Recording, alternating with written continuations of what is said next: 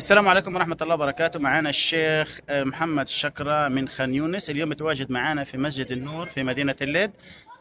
تعالوا نستمع قراءة قرآن من الشيخ. تفضل. الحمد لله رب العالمين الرحمن الرحيم مالك يوم الدين إياك نعبد وإياك نستعين اهدنا الصراط المستقيم صراط الذين أنعمت عليهم غير المغضوب عليهم ولا الضالين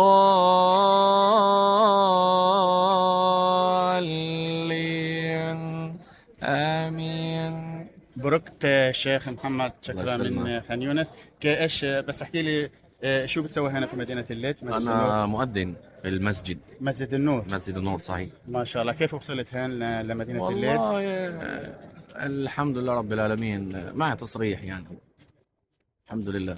كيف تبدأ نحكي كيف انك انت صرت مؤذن في مسجد النور مع أنا انه في هنا إمام سابق، كثير. إمام سابقا يعني، في المؤذن هنا انكسر فأنا سدت بدله.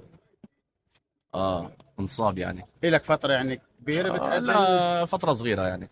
ما شاء الله. اهلا وسهلا فيك. أهلا بك، الله يسلمك. اللد ومسجد النور البيت بيتك. اهلا ولا وسهلا سلام، فيك. الله يكرمك. معنا الشيخ حبيبي يا أبو الأمير. ابو الامير الله يكرمك يا رب الدارين ان شاء الله. الداعم دائما بالخير الله الشيخ يحفظك. امير. انت النواره والاحسن الله والله. يسعدك. الله انت يسعدك. اللي داعم اهل ان البلد. شاء الله لما بيكون هيك شباب عنا في البلد الحمد لله النفسية رح تتغير ان شاء الله يا رب. بارك الله فيك. الله يبارك فيك بعمرك. مع السلامة. الله يحفظك. السلام ورحمه